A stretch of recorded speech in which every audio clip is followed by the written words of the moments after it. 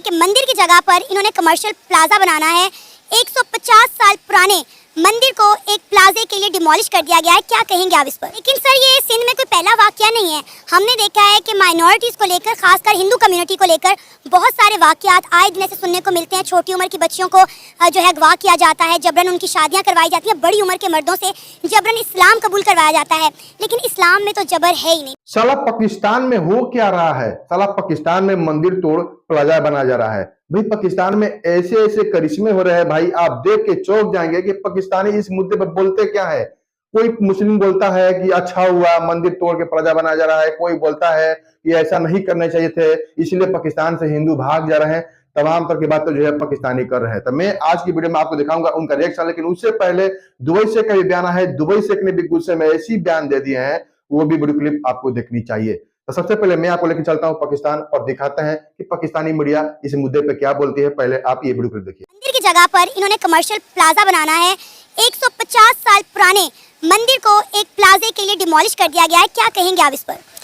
इस बारे में ये कहूँगा मैडम कि अगर अखलाकियात के तौर पे देखा जाए तो ये बिल्कुल नाज़िबा हरकत है कि उसको डिमोलिश नहीं करना चाहिए, क्योंकि हमारा मज़हब भी इस चीज़ की इजाज़त देता है कि हर मज़हब वाला अपने मज़हब की खुलेआम प्रचार कर सकता है। हर बंदे को अपने मज़हब के अकॉर्डिंग इबादत करने का पूरा हक है। और ये तमाम रियासतें, कोई इंग्लिश रियासत है, कोई जिस तरह कोई इंग्लिश स्टेट है, कोई इस्लामिक स्टेट है, ये हर बंदा ये हक देता है और ये हर बंदे का राइट है वो अपनी जो है इबादत खुलेआम कर सकता है। लेकिन अगर देखें, अगर नफरत के तौर पर इसको गिराया गया तो ये बिल्कुल अखलाकियात के जो है वो ऐन बराबर नहीं है। ठीक है, तो ये गलत किया गया है और ये गलत है, सरासर हम इसकी मजम्मत करते हैं। ठीक है, और अगर देखा जाए कि अगर कोई देख ले, कोई आजकल बहुत ज़्यादा सरकारी सतह पे गुस्ताखियाँ हो रही हैं, सरकारी सतह पर इस तरह के बहुत सारे मामला चल रहे हैं। अगर किसी इस तरह की मतलब देख ले, जिस तरह उन्होंने हमारी बाबरी मस्जिद को मुनहदम कर दिया भारत में, ठीक है, उसके अलावा बहुत सारी मसाजिद को, बहुत सारी जो हमारी ज़ियारत की जगह हैं उनको उन्होंने वो मुनहदम कर देते हैं बिल्कुल किसी डर के बगैर कि हमें कोई पूछने वाला नहीं है, कहने वाला नहीं है। अगर इसके अकॉर्डिंग किया गया तो ठीक है बिल्कुल, कि हमें भी हक है इतना, हम भी जितनी वो नफरत करें हमें भी उतनी नफरत करनी चाहिए, क्योंकि मुसलमान ही मुसलमान का भाई है। जो हिंदू है या कोई दूसरा मज़हब वाला है वो ना हमारा भाई है, और मेरे नबी ने कहा कि वो हमारा खैर खा नहीं हो सकता है। ठीक है, तो जो अगर ये अपने प्लाजे के लिए, अपने किसी मकसद को हासिल करने के लिए जो है किया गया तो ये बिल्कुल अखलाकियात के भी जो है ख़िलाफ़ है। और देखें, ये गलत बात है कि उन्होंने मुनहदम किया है। अगर वो खिस्ता जो थी उसकी इमारत की हालत ख़राब थी तो उसको जो है वो रिकन्स्ट्रक्ट करवाना चाहिए था, उसकी जो है मरम्मत करवानी चाहिए थी। ठीक है, अगर किसी को आप ज़ेर करना चाहते हैं तो डेफिनेटली उसको आप प्यार से कर सकते हैं, खुलूस से उसको दावत दें अपने दीन की। ठीक है, कि आप हमारा दीन ज्वाइन करो, हमारे जी इस्लामिक चीज़ें जी देखो, इनको आप ज्वाइन करो, आप हदीसें पढ़ो, सुनो, इंशाल्लाह आपको जो है रहनुमाई होगी, कामयाबी मिलेगी दुनिया में भी आखिरत में। अगर इस तरह आप नफरत के साथ ऐसा करेंगे तो फिर तो जो हमारा मुसलमान है, जिस तरह आप मुसलमान हैं, आप इस चीज़ पर डिस्कस कर रहे हैं, पूरे लाहौर में आपने काफ़ी सारे इंटरव्यूज़ किए होंगे इस बात पर।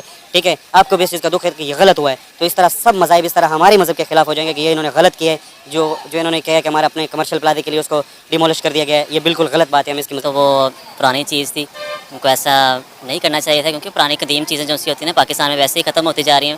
ऊपर से प्लाजा वहाँ पे खड़ा कर देंगे तो कैसा, मेरी नज़र में, मेरे मुताबिक तो नहीं, गलत है। हमें अपनी पुरानी जो कदीम चीज़ें हैं उनको संभाल के रखना चाहिए और पुराने वक्तों की चीज़ें जो होती हैं उनको संभाल के रखना चाहिए। मज़ीद सर एक तो चले मानते हैं कदीम चीज़ थी, लेकिन एक मतलब बात करें तो इबादत गाह की जगह थी ना, और उसको इस तरह डिमोलिश कर देना, लाइक 150 साल पुराना मंदिर था, इबादत गाह थी हमारी हिंदू कम्युनिटी को। चले आपने एक अपनी तारीखी चीज़ तो मिटा दी, साथ में आपने देखें कि अपनी हिंदू कम्युनिटी के लोगों के एहसासात को, जज्बात को कितना मजरूह किया। आप बिल्कुल बजा फरमा रही हैं, क्योंकि हमारा दीन भी इस चीज़ की इजाज़त नहीं देता। अगर दीन को देखा जाए वो इजाज़त नहीं दे रहा। ठीक है, अगर हम अपने रूल्स रेगुलेशन लाज को फॉलो करें वो भी इजाज़त नहीं दे रहा, तो इसलिए बहुत बुरा हुआ है। ठीक है, जब वहाँ पे कोई इशू बनता है तो हम यहाँ से आवाज़ उठाते हैं। ठीक है, अब भी हमें आवाज़ उठानी चाहिए, क्योंकि हिंदू कम्युनिटी यहाँ पे रह रही है, उनके भी हकूक़ हैं जो हमें देने चाहिए। अगर हम यहाँ की कम्युनिटी, हिंदू कम्युनिटी को देंगे ना रूल्स और रेगुलेशन, या फिर उनको रिस्पेक्ट देंगे, तो वहाँ ऑब्वियसली मुसलमानों को भी वो रूल्स रेगुलेशन, इज़्ज़त, रिस्पेक्ट वहाँ पे भी मिलेगी। सर ऑलरेडी इंडिया में रहने वाले मुसलमान बहुत अच्छी ज़िंदगी गुजार रहे हैं, आपको अंदाज़ा होगा इस चीज़ का। लेकिन उसके बरक्स अगर हम देखें तो पाकिस्तान में हिंदू कम्युनिटी को वो राइट्स, वो रिस्पेक्ट, वो अपॉर्चुनिटीज़ नहीं मिल रही जो इंडिया में रहने वाले मुसलमानों को मिल रही हैं। मैम बिल्कुल आप बजा फरमा रहे हैं। खैर ये तो गलत है, क्योंकि अगर वहाँ पर उनको रिस्पेक्ट मिल रही है तो यहाँ पर भी मिलनी चाहिए ना, तो यहाँ पे नहीं मिल रही है। ये गवर्नमेंट को इसके खिलाफ जो है ना सख्त एक्शन लेना चाहिए। सर इंडिया में दिन ब दिन रहने वाले मुसलमानों की तादाद में इजाफा होता जा रहा है, लेकिन पाकिस्तान में रहने वाली दिन ब दिन हिंदू कम्युनिटी की तादाद में कमी वाक़ई, और इसके पीछे आपको क्या वजह नज़र आती है? एक तो वजह ये भी है कि जब सेपरेशन हुई थी ना तो वहाँ पे आबादी पहले से ज़्यादा थी। ठीक है। दूसरी बात यह कि यहाँ पे शुरू से ही आबादी कम है, तो वो इतना कोई मैटर नहीं करता वैसे। सर पहले पाकिस्तान के कई सूबों में हिंदू कम्युनिटी रहती थी, लेकिन अब सिर्फ सूबा सिंध तक वो लोग महदूद होकर रह गए। वहाँ पे भी जो हालात आपके सामने हैं, आए दिन जो है जबरन शादियों के, जबरन इस्लाम कबूल करवाने के वाक़यात हमारे सामने पेश आते हैं। मैम वैसे एक कहावत है कि खरबूजे को देख के खरबूजा जो है रंग पकड़ता है। अच्छा। ऑब्वियसली जब यहाँ पे ज़्यादा मुस्लिम्स हैं, ठीक है, हिंदू कम्युनिटी यहाँ पे कम है, तो मुझे नहीं लगता कि वो ग्रो करे, या फिर क्योंकि ना तो गवर्नमेंट इसके खिलाफ एक्शन ले रही है, ठीक है, तो वो लोग जो है ना ज़बरदस्ती आके या तो इस्लाम कबूल कर रहे हैं, या फिर जो है पाकिस्तान के अंदर आपके लिए ये डिफरेंस नहीं होना चाहिए कि ये कौन सी माइनॉरिटी कम्युनिटी से है, ये कौन सी स्कूल ऑफ थॉट से है, ये कौन से रिलीजन से है, क्योंकि पाकिस्तान बना है हर एक के साथ इक्वल इंसाफ करने के लिए। तो नंबर 1 ये है कि जिस तरह से सिंध हुकूमत के बिहाफ पे ये हरकत हुई है, इससे जिना की आइडियोलॉजी को बहुत नुकसान पहुंचा है। जिना की रूह तड़पती होगी कि जो हम जिना कह कर गए थे उस पर हमने अमल करने की बिल्कुल भी कोशिश नहीं की। तो सबसे पहले ये कि अगर 150 साल पुराना मंदिर वहाँ पे है तो उसको कल्चरल हेरिटेज के तौर पे हमें संभाल के रखना चाहिए, न कि डिमोलिश करना चाहिए।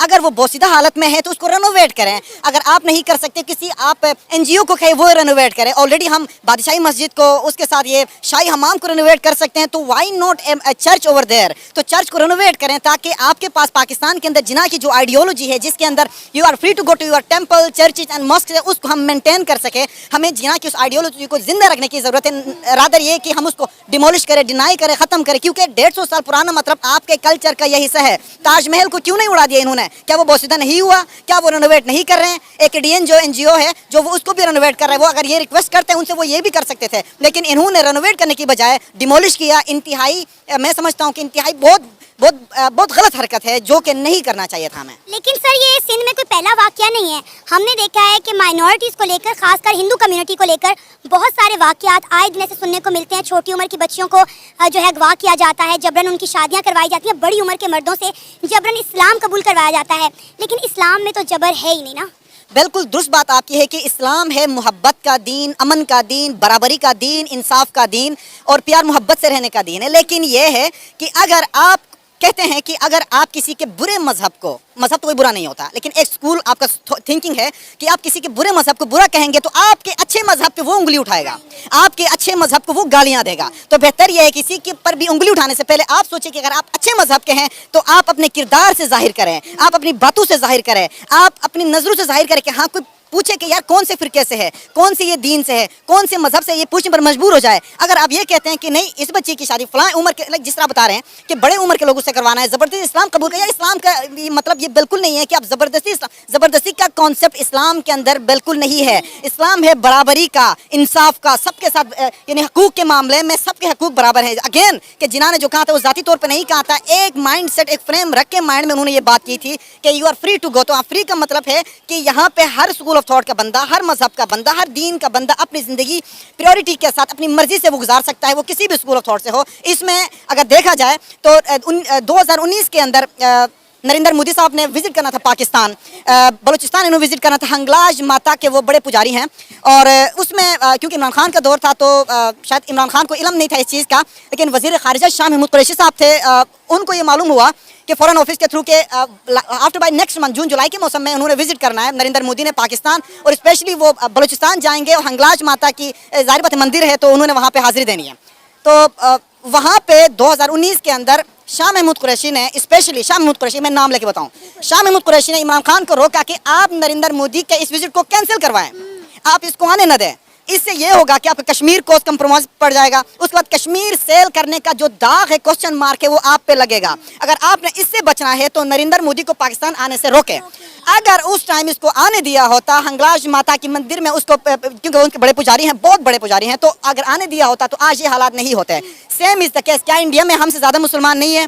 मामलात होते हैं, लेकिन जो इसने हेज तक पहुंचा दिया कि 150 साल पुराना मंदिर को इन्होंने मिलामेट कर दिया, तो हेरिटेज के तौर पर संभालने की बजाय अगर ये हरकत की तो इंतहाई कंडेमेबल है, नहीं होना चाहिए। आपको इस वीडियो में क्या कमेंट करना है जरूर एक कमेंट कीजिएगा। चलते हैं दुबई से की ओर कि दुबई शेख ने भी कुछ समय ऐसे बयान दे दिए हैं, वो भी वीडियो क्लिप आपको देखनी चाहिए। तो पहले आप दुबई शेख का बयान सुनिए, क्या बोलते हैं दुबई शेख। अस्सलाम वालेकुम मेरे प्यारे भाइयों, मजदूर को इसका पसीना सूखने से पहले उसकी मजदूरी दे दो।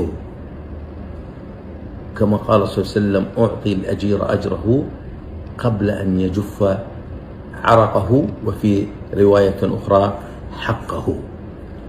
इसका ये मतलब होता है कि मजदूर को इसकी सैलरी, इसकी पैसा, इसकी जो हक हैं, पसीना पोंछने से पहले उसको दे देना। अगर आप एक मुश्किल में हैं तो आप नहीं दे सकते हो ना, तो मजदूर का साथ सच्चा बनो। जब सच्चा बोलोगे ना तो मजदूर का सीना इतना बड़ा है कि आपको भी वो माफ कर देता है और आपके साथ करे होता है, लेकिन सच्चे। आपने देखा दुबई शेख ने कैसे बयान दिया है। दुबई शेख हमेशा लेबर के सपोर्ट बोलते हैं, चाहे इंडियन हो, पाकिस्तान, बांग्लादेश, नेपाल, कहीं के भी हो, हमेशा लेबर के सपोर्ट में खड़े रहते हैं। प्लीज दुबई शेख के लिए एक लाइक जरूर कीजिएगा और हमारे चैनल को जरूर सब्सक्राइब कीजिएगा। चलिए मिलते हैं अगले वीडियो में, तब तक के लिए जय हिंद, जय भारत, जय श्री राम।